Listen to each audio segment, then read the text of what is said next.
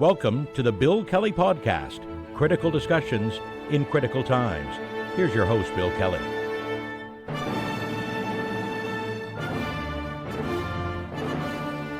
And welcome to another edition of the Bill Kelly Podcast, critical discussions in these critical times. I'm your host, Bill Kelly. Well, here in Canada, of course, we're having trouble dealing with the ramifications of and the arbitrary imposition, I guess, of Donald Trump's tariffs. And we've certainly got our issues, and we've talked about those a great detail here on the podcast. And it's cold comfort, I suppose, to know that, look, there are other countries that are suffering in a same fate because of the arbitrary nature of the crazy man in the White House imposing tariffs almost on a whim. But the latest one could have not just economic implications globally, but huge political implications. Let me explain. The target, of course, as you may have heard, is now India. Just as of midweek, Donald Trump has decided to impose a 50% tariff across the board on Indian goods into the United States. Now, that is not insignificant. The United States is a large partner with India in so many different aspects of trade and the economy. The diamond and gem business, for instance. The United States is the biggest buyer for those gems that are manufactured, of course, in India. The clothing industry, the carpet industry, the shrimp industry. There's a long list here that are going to be impacted by this. And there's concern in India right now that these industries are going to be so severely impacted. People are going to be laid off. There could be job loss. There could be inflation. Does this all sound familiar? These are the results and the implications of putting tariff places like this in India and in Canada certainly as well. And they're starting to feel the pinch of it. And the thing of it is, a lot of people in India right now are very surprised by this because they thought that they might just dodge this whole bullet. You see, in the first Donald Trump administration, he had a pretty good relationship with Indian Prime Minister Modi. They were buddies. They'd made some arrangements, some deals, and that was only really an extension of previous American administrations who have tried to strengthen ties between India and the United States.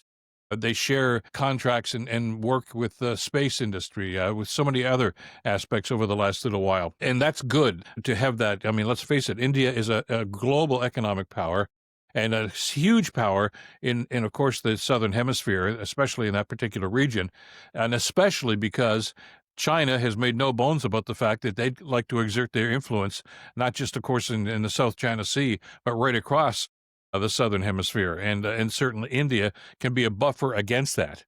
That was then.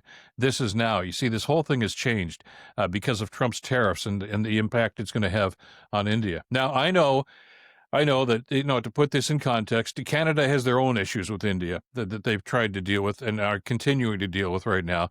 Things like interference in elections, the potential squads that have been sent over here to Canadian citizens. Accusations have flown back and forth. So have the denials. Notwithstanding that, and that's certainly not to give that short shrift, it's still important, and I think it's recognized that we still need to have some sort of a relationship with India, which is one of the reasons why Carney extended some invitations with Modi to try to reestablish some of these ties, economic ties, if anything. That's important. And it was important, we thought, for the United States to do that too, until Donald Trump came along and shocked the Indian government and an awful lot of Indian authorities by simply saying, you guys don't get off the hook just because we were friends before. You're going to get nailed. As a matter of fact, this 50% tariff that he has imposed is really just doubling the tariff that he'd imposed on India shortly before that, of a 25% tariff. And they were having problems with that. Imagine the impact of doubling that to 50% is going to have on so many of these industries. And not just that, but I guess the other thing that we need to consider here, and I don't know if they're thinking about this in the White House, I don't know if they're even thinking in the White House these days, is how is India going to respond? But at the same time, what action are they going to take to counter this, and what action are they going to take to try to rebuild their economy? Do they take the same tack that other countries are doing to simply capitulate? I don't see that happening. Do they start looking for other partners? Quite likely. And there's the rub, because we know that, as we just mentioned a couple of minutes ago, one of the great concerns from the geopolitical perspective here is the impact of China. And one of the reasons the United States has reached out so significantly to India in the past is to try to say, you don't need China. We will be your partner. We'll play ball with you here. And that seemed to be working to a certain extent. Now, there were still some relationships, of course, with other countries. India still does trade with China and with Russia, which started this whole mess with Trump, of course, is India buys oil from Russia. They buy it at a discount price. Some experts tell us that they turn around and sell it on the world market at inflated prices and make money. But the thing that I think that really got Trump going was the fact that India is just buying the oil in the first place from Russia. And he suggested that the money that they're generating from those sales is actually financing the war in Ukraine. And there may be some truth to that. But it's ironic that all of a sudden Trump is trying to play the hero here. And all of a sudden he's trying to, I guess, take the high ground here, the holier than thou attitude. Let's face the facts here, of course, that the United States, of course, many people in the United States are still trading with India, notwithstanding the fact that there seems to be a problem here between the two leaders. And I guess, if there was tension there, and there certainly has been, throwing gasoline into the fire doesn't help. And Trump did that a few weeks ago. There have been ongoing problems, of course, politically and militarily in that area of the world between India and Pakistan. That's been happening for years.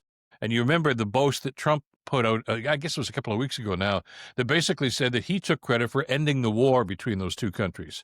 Well, he didn't. And both Pakistan and Indian officials have said that's a load of crap. That never happened. So, obviously this, I think, goes along these lines of Trump, basically trying to portray himself as winner of the Nobel Peace Prize this year. He wants to end the Ukraine war. He says he's ended 10 or 12 wars around the world, including the one between India and Pakistan. It's a boast that has absolutely no legitimacy to it. But Iranian officials have been ticked off about what he said about them. Certainly, officials in some of these other countries that he's claimed to have been, the arbitrator, are upset about this, but India is extremely upset about this, to the point where now they're starting to look to China and reestablish trading ties and stronger political ties with that country. And that's not a good thing. You don't need China and India playing buddy-buddy, especially on economic issues in that part of the world. We've concerned ourselves for generations now about this, and past administrations have tried to do something about that, and Trump seems to have just blown this whole thing up. And I think it speaks to what we've talked about and what many world leaders have talked about over the last couple of months about the impact that these tariffs are going to have. And it's not just economic. Certainly that's a major part of this. But governments will respond to economic shortfalls politically and in other ways, whether it's with counter tariffs, whether it's any other kind of action. But alliances will be formed. Canada's doing that. I mean, in our own way, looking at, and Carney, I think, has been quite clear that, we can't rely on the United States economically or otherwise as we did for years and years and years. So he's reaching out to European nations. He was just over in Europe for a week. He's had meetings with the folks in Japan and with other world leaders about strengthening economic ties with other parts of the world. In other words, not divesting ourselves of trade relationships with the states, but not being as reliant. Well, India is going to start looking at that too. A 50% tariff on goods into the United States is going to be problematic, and it's going to cause an awful lot of problems.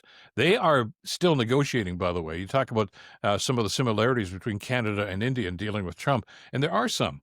First of all, we're getting screwed by the U.S. government, but that's a long line, right? We stand in line behind all these other countries that are really getting the short end of the stick from Trump administration.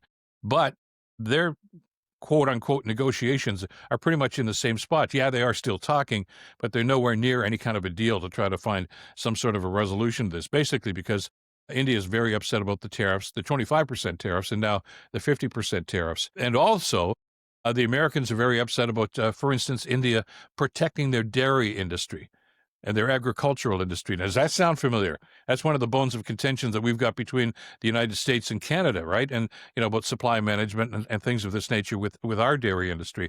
So it just, I think, indicates exactly where the United States headspace is here.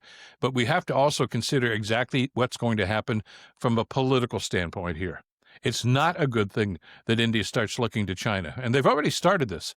Chinese officials have already visited India. That's going to be reciprocated in an effort to try to reestablish ties, economic ties, political ties. It seems counterproductive to what we, not just here in North America, but globally, have tried to do, to try to isolate China and certainly isolate Russia and tell these smaller nations, other trading nations, you don't need them. We can help you. We will be the guy that will work with you with trade relations and international trade and try to strengthen everybody's economy. And there seemed to be some progress there, and it seemed to be working. Trump is blowing all that up.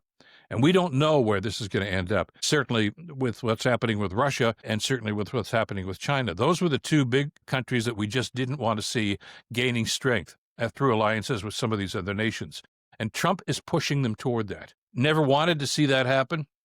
We don't want to develop a worst-case scenario here, but the fact that Modi and others are starting to do that right now and starting to say, well, you know what, if you're going to be an idiot, then we're simply going to go across the street and go talk to the other guys, even though we don't like them. We don't like the implications. We certainly don't like Putin, and we certainly don't like Kim Jong-un in North Korea, and we certainly don't like President Xi in China. But what choice do they have? It's not just a rhetorical question anymore. We really need to be concerned about what Trump is doing here and how he is upsetting international relations and just worrying at this stage right now how people like Modi and other leaders are going to respond. And right now, we're not in a good place, and that should worry all of us. That's it for this edition of the podcast. Thanks for watching and for listening. Wherever you get your podcasts, we appreciate you jumping in on with us. By the way, if you're on YouTube, don't forget to hit that notification bell and pass it on. And we ask you to please hit the subscribe button, too, when you're joining us on the podcast here. We love the fact that so many people have come on side with us, but we want to continue this work. You will help us to continue the work and to grow the podcast in these very difficult times. We need to have those conversations, and we really do appreciate your support on that. Thanks to Madeline Kelly for producing and getting this one together for us. And as always, we'll see you soon, okay? I'm Bill Kelly. Until next time, stay in touch and stay informed. Bill Kelly Podcast brought to you by Wizen's Law, personal injury lawyers. Listen, you didn't choose to get injured, but you can choose the right lawyer. Wizen's Law, 905-522-1102 or wizenslaw.com.